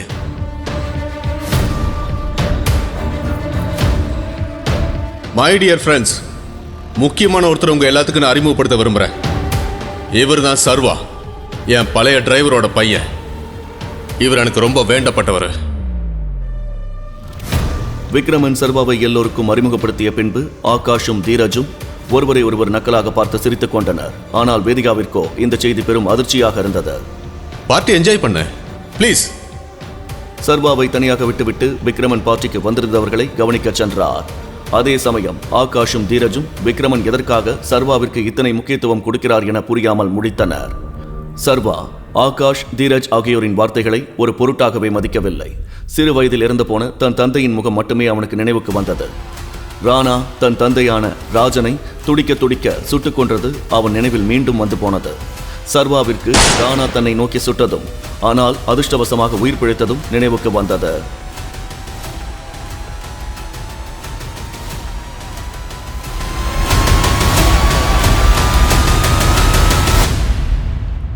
எங்க ஒன்னு ஏதாவது பண்ணிடுவாங்களோன்னு நான் ரொம்ப பயந்து போயிட்டேன். அப்படியா? என் மேல அவ்வளோ அக்கறையா என்ன? ஓ ப்ளீஸ், உன் மேல அக்கறைலாம் ஒன்றும் கிடையாது. உன்னை நான் தானே இங்க கூட்டிட்டு வந்தேன். இனிமேலாவது நீ கொஞ்சம் ஜாக்கிரதையார. விக்ரமன் சார் உன்கிட்ட என்னடா சொன்னாரு? ஆகாஷ் மாதிரி அறவைக்காடுங்க கிட்ட எல்லாம் பதில் சொல்லிக்கிட்டு இருக்காதன்னு சொன்னாரு. அவனை ஒண்ணு. ஆகாஷ் பேசியதை சர்வா பொருட்படுத்தவே இல்லை. அவன் மனதில் அந்த நேரத்தில் 1000 எண்ணங்கள் ஓடிக்கொண்டிருந்தது. அதே சமயம் சர்வாவின் நடவடிக்கைகளை வேதிகா சற்று வியப்புடன் பார்த்து கொண்டிருந்தாள். பின் பார்ட்டியில் சர்வாவும் வேதிகாவும் பேசிக் கொள்ளவே இல்லை. என் வீடு பக்கத்துல தான் இருக்கு, அங்க போயிட்டு போலாமா? இன்னும் உன்னோட வீட்டுக்கா? என்ன நீ பாட்டுக்கு உன் வீட்டுக்கு வான்னு சொல்லிட்டு இருக்க அசால்ட்டா? நினைப்புதான் பொழப்ப கெடுக்கும்னு சொல்லுவாங்க, அந்த மாதிரி இருக்கு நீ சொல்றது. புருஷன் வீட்டுக்கு வரதுக்கு நான் பொண்டாட்டி ஏன் இவ்வளவு யோசிக்கணும்? எங்க பாரு, உன்னோட முட்டாள்தனமான லாஜிக் எல்லாம் நீ உன்னுடைய வச்சுக்கோ. முதல்ல நீ என்னோட ஹோட்டல் பெட்ரூம்குள்ள எப்படி வந்து அதை முதல்ல சொல்ல. எனக்கு உன்கிட்ட அதே கேள்வியை தான் கேட்கணும். உன் பேச்செல்லாம் நல்லதா இருக்கு, ஆனா ஒரு நாளும் நான் உன் கூட வந்து வாழ்வேன்னு நீ தப்பு கணக்கு போடாத. அது வேற யார்கிட்டயாவது வச்சுக்கோ, சரியா? ஒருவேளை ஃபியூச்சர்ல நம்ம ஏதாவது சேர்ந்து வாழற மாதிரி நிலைமை வந்துச்சுன்னா நான் உன் வீட்டுக்கு வர மாட்டேன், நீ தான் என் வீட்டுக்கு வந்து வாழணும், அதுவும் வேலைக்காரனா. புரிஞ்சுதா? சர்வா வேதிகாவை பார்த்தான். பின் ஒரு நொடி தன் கையில் இருந்த மோதிரத்தை பார்த்தான். அந்த மோதிரம் மட்டும் இன்று அவன் கையில் இல்லாமல் போயிருந்தால் சர்வாவிற்கு இன்று என்ன வேண்டுமானாலும் நடந்திருக்கலாம். அடுத்த நாள் காலையில் அலாரம் அடிப்பது கூட தெரியாமல் சர்வா படுக்கையில் கிடந்தான். மீண்டும் மீண்டும் அவனுக்கு அதே பழைய கனவு வந்து கொண்டிருந்தது. இருந்தும் அலாரம் சத்தத்தின் ஒளி அவன் கனவில் குறுக்கிட்டு திடுக்கிட்டு எழுந்து அமர்ந்தான். தன் தந்தையின் பிசினஸ் சாம்ராஜ்யத்தை இத்தனை வருடமும் உயிர்ப்புடன் வைத்திருந்த விக்ரமனுக்கு சர்வா மனதார நன்றி கூறினான். பின் படுக்கையிலிருந்து எழுந்த சர்வா வேலைக்கு புறப்பட தயாரானான். சர்வாவும் விக்ரமனும் பேசியபடி சர்வா மீண்டும் டெலிவரி பாய் வேலையிலேயே இருப்பது அவன் அடையாளத்தை மறைக்க உதவும் என முடிவெடுத்தான். விக்ரமன் கொடுத்த செக்கை தன் பாக்கெட்டில் வைத்துக்கொண்டு வீட்டிலிருந்து கிளம்பினான் சர்வா. 1 மணி நேரத்திற்கு பிறகு தன் அலுவலகத்தை அடைந்த சர்வா காரிடாரில் நடந்து செல்லும் போது பின்னாலிருந்து ஒரு குரல் கேட்டது. ஹே டெலிவரி பாய்! சர்வா பின்னால் திரும்பி பார்க்கவும் அவனுடன் வேலை செய்யும் ஹரிஷ் நின்று கொண்டிருந்தான். அவனுக்கு வேலை செய்வதை விட சர்வாவை மட்டம் தட்டி பேசுவதுதான் மிகவும் பிடிக்கும். என்ன விஷயம் சொல்லு, எனக்கு நிறைய வேலை இருக்கு. அட, எந்த கோட்டையை பிடிக்கிறதுக்காக சார் இவ்வளவு அவசரமா போறீங்க? பாஸ் உன்னை உள்ள கூப்பிடுறாரு. அப்புறம் நேத்து இன்ஃபார்ம் பண்ணாம எங்க போன? உங்க அப்பனோட கல்யாண ஊர்வலத்துக்கா? இதை கேட்டு சர்வாவின் ரத்தம் கொதித்தது. அவன் நினைத்தால் ஒரே அடியில் ஹரிஷின் முகத்தை உடைத்திருக்க முடியும். ஆனால் எதுவும் பேசாமல் சர்வா தன்னை அமைதிப்படுத்திக் கொண்டு அவனுடைய பாஸின் கேபினுக்குள் நுழைந்தான். Good morning sir. உனக்கு குட் மார்னிங்கா பேட் மார்னிங்கான்னு நான் சொல்றேன். சர்வா எதுவும் பேசாமல் அமைதியாக நின்றிருந்தான். மீண்டும் சர்வாவிடம் கோபமாக பேசிய அவனுடைய பாஸ், நேத்து ஒருத்தர்கிட்ட இன்ஃபார்ம் பண்ணாம எங்க போய் தொலைஞ்ச? சர்வா இதற்கும் பதில் பேசாமல் அமைதியாக இருந்தான். சர்வா நினைத்திருந்தால் ஏதாவது ஒரு பொய்யை சொல்லி சமாளித்திருக்க முடியும். ஆனால் அவன் அப்படி செய்ய விரும்பவில்லை. நேத்து ஏகப்பட்ட டெலிவரி பெண்டிங். உன்னால கம்பெனிக்கு எவ்வளவு லாஸ் ஆச்சு தெரியுமான்னு கேக்குறேன். ஆனா சார், மாசத்துக்கு ஒரு தடவை நான் கேஷுவல் லீவ் எடுக்கலாம்ல, அதான். வாய்மூடு, எந்த கேள்வி கேட்டாலும் அதுக்கு ஒரு பதில சொல்லிடுறேன். இதெல்லாம் அப்பா வீட்டு கம்பெனியா? இதை கேட்ட சர்வாவிற்கு கோபத்தில் முகம் சிவக்க ஆரம்பித்தது. கோபத்தில் தன் கை முஷ்டியை மடக்கிய சர்வா அவன் பாஸை நோக்கி முறைத்தான். என்னடா முறைக்கிற? இன்னிலிருந்து உனக்கு இங்க வேலை கிடையாது. You are fired. இதை கேட்ட சர்வாவிற்கு எந்த ஆச்சரியமும் ஏற்படவில்லை. ஏனென்றால் இப்படி ஒரு சம்பவம் கூடிய விரைவில் நடக்கும் என்று சர்வா ஏற்கனவே எதிர்பார்த்திருந்தான். சர்வாவின் பாஸும் ஆகாஷும் நெருங்கிய நண்பர்கள். முந்தைய நாள் பார்ட்டியில் ஆகாஷுக்கு சர்வா சொன்ன அந்த பதில், ஆகாஷ் மாதிரி அறவை கிடங்கு கிட்டலாம் பதில் சொல்லிட்டு இருக்காதுன்னு சொன்னார். இது இன்று நடக்காவிட்டாலும் என்றாவது ஒரு நாள் நடந்தே தீரும் என்பது சர்வாவிற்கு நன்றாகவே தெரியும். ஒன்றும் பிரச்சனை இல்லை, நான் இப்பவே கிளம்புறேன். நான் வேலை பார்த்ததுக்கான என்னோட சம்பளம் மொத்தத்தையும் செட்டில் பண்ணுங்க. சம்பளமா? நீ எனக்கு பண்ண நஷ்டத்துக்கு நான் தாண்டா உங்ககிட்ட பணம் கேட்கணும். நீ எனக்கு பண்ணிருக்கிற லாஸுக்கு எனக்கு நஷ்ட ஈடா உங்ககிட்ட நான் தான் கணக்கு போட்டு காசு வாங்கணும். உங்ககிட்ட நஷ்ட ஈடு கேட்கலன்னு நீ சந்தோஷப்பட்டுக்கோ. முதல்ல டைம் வேஸ்ட் பண்ணாம கொஞ்சம் வெளியில போ. என்ன சார் சொல்றீங்க? ஒரே நாள்ல 25,000 ரூபாய் எப்படி நஷ்டமாகும்? என் சம்பளம் கைக்கு வர வரைக்கும் நான் இங்கிருந்து கிளம்ப மாட்டேன். என்னோட சம்பளத்தை கொடுங்க. சம்பளமா?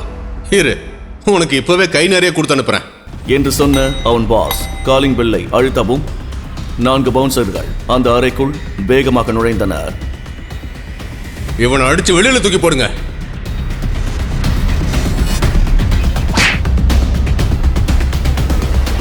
அந்த அடியாட்கள் சர்வா பாஸின் பேச்சை கேட்டு அவனை தாக்க தொடங்கினார்கள். ஆனால் அவர்களை லாவகமாக சமாளிக்க தொடங்கிய சர்வா அந்த 4 பவுன்சர்களையும் அடித்து துவம்சம் செய்தார். அந்த 4 பவுன்சர்களின் கை கால்களை அசால்ட்டாக அடித்து உடைத்தான் சர்வா. ஒரு நிமிடத்தில் அந்த 4 பவுன்சர்களையும் அடித்து கீழே சாய்த்திருந்தான். இதை பார்த்த சர்வாவின் பாஸ் அப்படியே வாயடைத்து போனார். இப்போது நேராக தன் பாஸிடம் வந்த சர்வா அவர் கழுத்தில் கை வைத்து, என் சம்பளம். அவனுடைய பாஸ் உடனடியாக பணத்தை எடுத்து நடுங்கும் கைகளில் சர்வாவிடம் கொடுத்தார். பணத்தை கையில் வாங்கிய சர்வா அவன் பாஸை பிடித்து சேரில் தள்ளினான். கிளம்பும் முன் மீண்டும் தன் பாஸை பார்த்த சர்வா, ஒரு விஷயத்தை நல்ல ஞாபகம் வச்சுக்கோ. இன்னொரு வாட்டி யாருடைய அப்பாவை பத்தியாவது தப்பா பேசுன கழுத்து மட்டும்தான் இருக்கும். ஆனா அதை திருப்ப முடியாது. இதை கேட்டு அவனுடைய பாஸ் அப்படியே அதிர்ச்சியில் உறைந்தார். சர்வா சற்று கோபக்காரன் என்று தெரியும். ஆனால் அவனுடைய உண்மையான கோபத்தை அவனுடைய பாஸ் இதற்கு முன் பார்த்ததில்லை.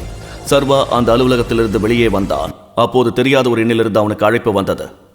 ஹலோ, யார் பேசுறது? டைகர், நான் விக்ரமன். சொல்லுங்க. நீ ஒரு முக்கியமான ஆளை சந்திக்கணும். அவர் நம்ம மாஃபியா உலகத்துல ரொம்ப முக்கியமான ஆளு. அது மட்டும் இல்ல, அவர் உங்க அப்பாவுக்கும் எனக்கு ரொம்ப close friend. Karikalan.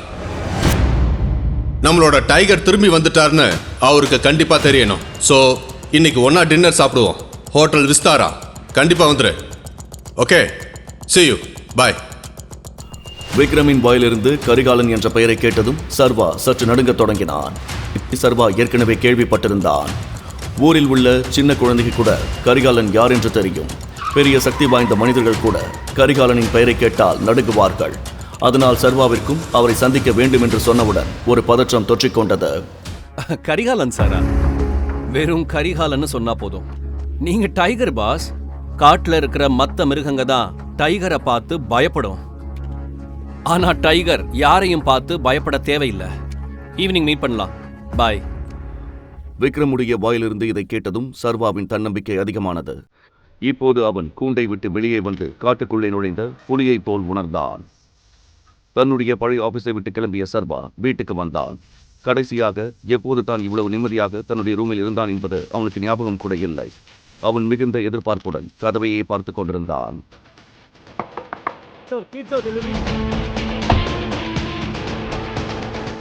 Sir, order வெறும் 500 ரூபாய் தான். நீங்க 1000 ரூபாய் கொடுத்துருக்கீங்க. நீங்க டெலிவரி பண்றவங்க ரொம்ப கஷ்டப்படுறீங்க நண்பா. இந்த 500 ரூபாய் உனக்கு டிப்ஸ். ரொம்ப தேங்க்ஸ் சார். பிறகு சர்வா பீட்சா பாக்ஸையை வெறித்து பார்த்து கொண்டிருந்தான். கடைசியாக எப்போது பீட்சா சாப்பிட்டோம் என்பது அவனுக்கு நினைவில் இல்லை. தன் காதலி வைஷ்ணவியுடன் வாழ ஒரு நல்ல வீடு வேண்டும் என்பதற்காக அவன் எத்தனை தியாகங்களை செய்திருக்கிறான் என்பது அவனுக்கு இப்போதுதான் புரிந்தது. ஆனால் இப்போது அவன் எதற்காகவும் பின்வாங்கப் போவதில்லை. மாலையில் அபினவ் ஹோட்டல் விஸ்தாராவுக்கு கிளம்ப ரெடியாகி கொண்டிருந்தான்.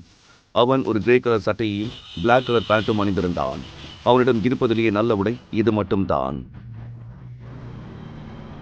வெளியிலிருந்து ஹோட்டலை பார்த்ததும் அவன் அப்படியே ஆச்சரியத்தில் உறைந்து போனான். இவ்வளவு பெரிய ஹோட்டலை இவ்வளவு அருகில் நின்று அவன் பார்த்ததே இல்லை. கவனமா பாத்துக்க.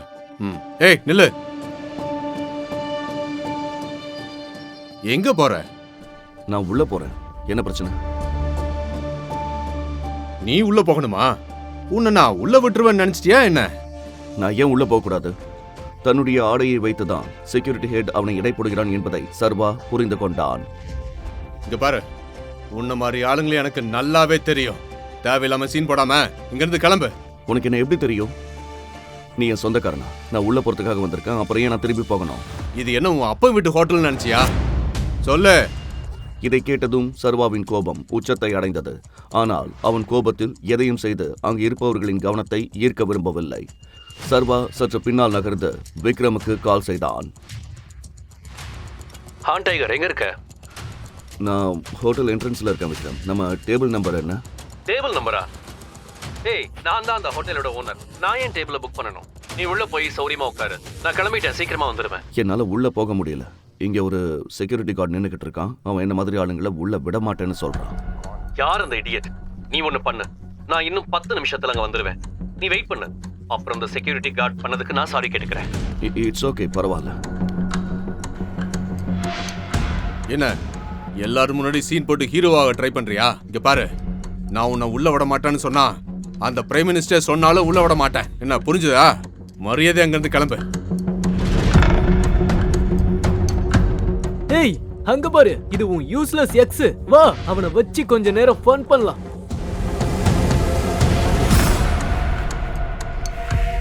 நான் இவனை என் லவராவே கன்சிடர் பண்ணதில்ல. அப்புறம் நான் லோ கிளாஸ்ங்க கிட்ட எல்லாம் பேசக்கூட மாட்டேன். இவனை போய் என்னோட பாய் ஃப்ரெண்டா எப்படி ஏத்துப்பேன்? இந்த லோ கிளாஸால உனக்கு பிடிக்காதுன்னு தெரியும். ஆனா உனக்கு இந்த லோ கிளாஸால ஒரு அட்வைஸ் சொல்றேன், கேட்டுக்கோ. ஒரு மனுஷனா அவனோட நாக்கை வச்சு தான் எடப்படுவாங்க. நீ என்ன பேசுறன்னு பார்த்து பேசு. இல்லைன்னா ஒரு நாள் இந்த நாக்கே உன்னை கொன்னுடும். வாவ், என்ன ஒரு ஸ்டேட்மெண்ட். கை தட்டணுமா? Very nice. அப்புறம் ஏன் உன் காலை உன்னால கண்ட்ரோல் பண்ண முடியல? எங்க எதுக்கு வந்த? குடிக்கிறதுக்காகவா? விக்ரம் சார் என்னை கூப்பிட்டாரு. ஓ எஸ், எனக்கு ஞாபகம் இருக்கு. விக்ரம் சார், அன்னைக்கு நீ அவரோட டிரைவர் பையன்னு சொன்னாரு. அப்போ உன் அப்பா பார்த்த டிரைவர் வேலை உனக்கு வேணும்னு கேட்க வந்தியா? அது சரிதான். ஆனா உன்ன மாதிரி பிச்சைக்காரன டிரைவர் வேலைக்கு கூட எடுக்க மாட்டாங்க. சும்மா பிச்சைக்கார மாதிரி வந்து நிக்கிற. ஐ மீன், அவரு உன்னை கூப்பிடல. நீ அதான் இங்க வந்திருக்க. நானா வரல, விக்ரம் என்னை இங்க கூப்பிட்டாரு. எனக்கு தெரியும் நீ ஒரு லூசுன்னு. சரியாக அப்போது பளபளப்பான விலையுயர்ந்த கருப்பு கார் ஒன்று வந்து நின்றது. அனைவரின் பார்வையும் அந்த காரை நோக்கி திரும்பியது. காரிலிருந்து விக்ரமும் மற்றொரு உயரமான பலசாலியான நபரும் இறங்கினர். அவர் வேறு யாரும் அல்ல, கரிகாலன். அவர் பிரபலமான ஒரு டெக்ஸ்டைல் கம்பெனியின் அதிபர். அதோடு மாஃபியா கிங்கின் ஸ்ட்ராங் பில்லர்களில் ஒருவராகவும் திகழ்ந்தார். சர்வா அவரை பார்த்ததும் அவனது கண்கள் ஆச்சரியத்தில் விரிந்தன. அவன் கரிகாலனை பற்றி கேள்விப்பட்டிருந்தான். நான் கண்டிப்பா கரிகாலன் சாரை மீட் பண்ணியே ஆகணுமா? சர்வா அவரை போட்டோக்களில் பார்த்திருக்கிறான். ஆனால் போட்டோவில் பார்த்ததற்கும் நேரில் பார்ப்பதற்கும் நிறைய வித்தியாசங்கள் இருந்தன. கரிகாலன் ஏன் தன்னை சந்திக்க விரும்புகிறார் என்ற கேள்விகள் அவனுக்குள் எழுந்தன. என்ன நடக்குதுங்க? சாரி சார், இவ எனக்கும் நம்ம கஸ்டமர்ஸ்க்கும் நிறைய தொந்தரவு கொடுத்தான் சார். இந்த திருட்டு பையில உள்ள போக விடாம நான் தடுக்க ட்ரை பண்றேன் சார். ஆனா இவங்க இருந்து போகவே மாட்டேங்கிறான் சார். என்ன? உனக்கு எவ்வளவு தைரியம் இருக்கணும் இவரை திருடன் சொல்றதுக்கு? நீ யாரு இவரை உள்ள போக கூடாதுன்னு சொல்ல? உன் அப்ப இந்த ஹோட்டல் ஆரம்பிச்சான என்ன? இவர் என்னுடைய கெஸ்ட். இதுக்கப்புறம் இந்த ஹோட்டலை சுத்தி உன்னை எங்கேயாவது நான் பார்த்தேன், உன் காலை உடைச்சிடுவேன். ஜாக்கிரதை. Get lost. Sorry sir.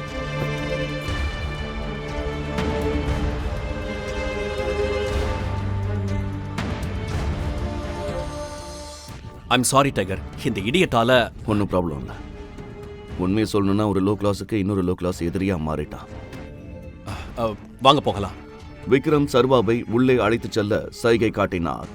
சர்வா விக்ரமை பின்தொடர்ந்தான். பலமான காலடி சத்தத்துடன் கரிகாலனும் சர்வாவை பின்தொடர்ந்தார். சிறிது நேரம் கழித்து அவர்கள் ஒரு ஆடம்பரமான ஹோட்டல் ரூமுக்கு வெளியே வந்தனர். அவர்கள் உள்ளே செல்வதற்கு முன் மேனேஜர் அவர்களை சந்தித்தார். Good evening sir. Welcome sir. Can I get something for all of you? ஒரு காரியம் பண்ணு. இங்க இருக்கிற காஸ்ட்லியான லிக்கர் எல்லாத்தையும் கொண்டு வா. Sure sir. If you don't mind, ஹோட்டல்ல இருக்கிற எல்லா லிக்கர் பேரும் எனக்கு தெரியும் சார். நம்ம கிட்ட 5 lakhs மதிப்புள்ள டெக்கிலா இருக்கு, 8 lakhs மதிப்புள்ள ஓட்கா, 10 lakhs மதிப்புள்ள whisky, and we have gin 11 lakhsல இருக்கு. Sir, what would you like to have? Great. இன்னைக்கு எனக்கு இங்க சில ஸ்பெஷல் கெஸ்ட் இருக்காங்க. ஸோ மற்றது எல்லாத்தையும் விட்டுட்டு ரொம்ப காஸ்ட்லியானதை மட்டும் எடுத்துட்டு வா. Sure sir. I will get the best liquor for all of you. Good evening sir. Good evening sir. Vikram, இந்த ஹோட்டல் ட்ரிங்க்ஸ்னு எல்லாமே உன்னோடது. ஆனா உன் மேனேஜர் எதுக்கு உங்ககிட்ட விலையெல்லாம் சொல்லிட்டு இருக்காரு? எதை வேணா நீ செலக்ட் பண்ணலாமே. ஏன்னா நண்பா, நான் டெய்லி ஆல்கஹால் ஆர்டர் பண்ணுவேன். ஆனா இன்னைக்கு உண்மையாவே நம்ம எல்லாருக்குமே வாழ்க்கையில ஒரு முக்கியமான நாள். அதனால தான் நம்ம 3 பேருக்குமே காஸ்ட்லியான ட்ரிங்க்ஸ் ஆர்டர் பண்ணியிருக்கேன். Okay? Okay. So let's enjoy. ஓகேவா? Let's enjoy.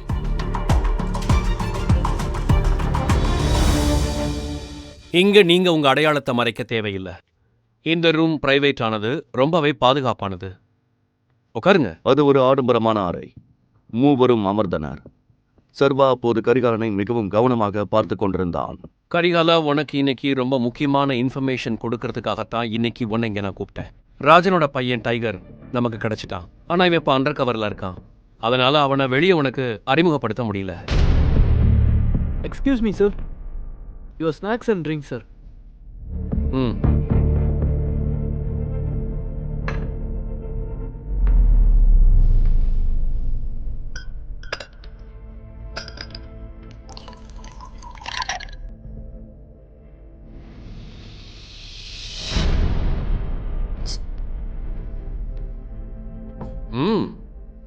Sure.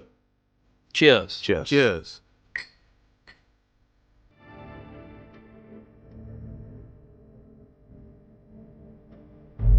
So இவன் தான் டைகரா? ஆமா, இவன் தான் நம்ம டைகர். அப்புறம் நான் அவன் நம்ம டீமோட முக்கியமான மெம்பர்ஸை பார்க்கணும்னு நினைச்சேன். அப்புறம் நாம எந்த திசையில போயிட்டு இருக்கோமோ அந்த திசையில அவன் நம்மளை வழி நடத்தணும்னு ஆசைப்படுறேன். சாரி நண்பா, எனக்கு சிரிப்பு தான் வருது. என்ன விஷயம்னா எல்லாத்தையும் நீ தான் பேசிக்கிட்டு இருக்க. நம்ம டைகர் என்ன ஊமையா? கரிகாலா, நீ டைகரை பத்தி அப்படி பேசக்கூடாது. சாரி நண்பா, சாரி. உங்களோட போல்ட்னஸ் எனக்கு பிடிச்சிருக்கு. ஆமா,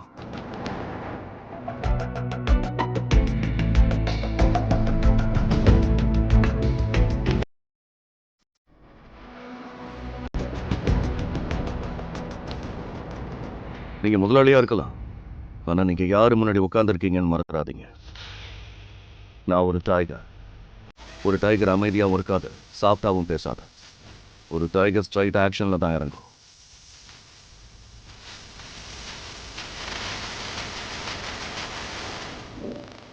ஸோ நீ தான் டைகர். சரி, அப்போ டைகர் சொல்லு, இத்தனை வருஷமா எங்கே இருந்த? இப்போ இத்தனை வருஷமா நீ எங்கிருந்தோ வந்துட்டு எங்கள் தலையில் உட்கார முடியாது இல்லையா? இது என்ன ஜோக்கா? நீ டைகர்னு சொன்னா நாங்கள் அப்படியே நம்பிடுவோமா? என்ன விக்ரம், நான் சொல்றது சரிதானே? அப்புறம் நீ சொல்ற சிம்மாசனம், அது எடுக்கிறது இல்ல, சம்பாதிக்கிறது. புரிஞ்சிருக்கும்னு நினைக்கிறேன். எனக்கும் நல்லா தெரியும், மற்றவங்க கிட்ட இருந்து பறிக்கிறேன்னு என் ரத்தத்திலே கிடையாது. இத்தனை வருஷம் நான் எங்கே இருந்தேன், என்ன பண்ணேன்னு எக்ஸ்பிளைன் பண்ணுறதுக்கு இப்போ என்கிட்ட டைம் இல்லை. அப்புறம் நான் டைகரா இல்லையான்னு ப்ரூவ் பண்ண ரெடியாக இருக்கேன். சரி, அது எப்படின்னு நீங்கள் சொல்லுங்கள், தாராளமாக செஞ்சிருவோம்.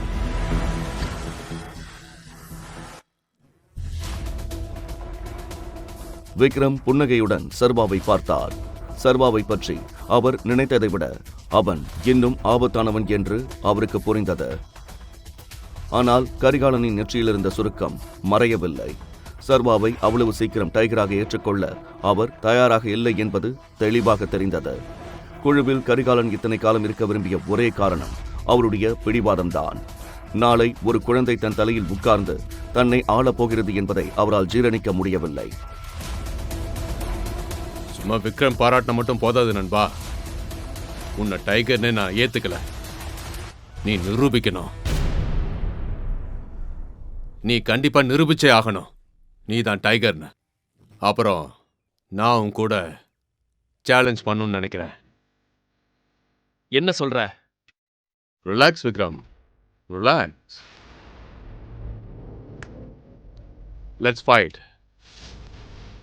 பார்க்கலாம், நாம சண்டை போடலாம். நீ ஜெயிச்சுட்டா டைகர்னு நான் ஒத்துக்கிறேன். ஒருவேளை நீ தோத்துட்டா நான் கொடுக்குற பணத்தை வாங்கிக்கிட்டு இந்த இடத்த விட்டு எங்கேயாவது போய் செட்டில் ஆயிக்க. கரிகாலா, என்ன சொல்ற? இது சரியில்லை.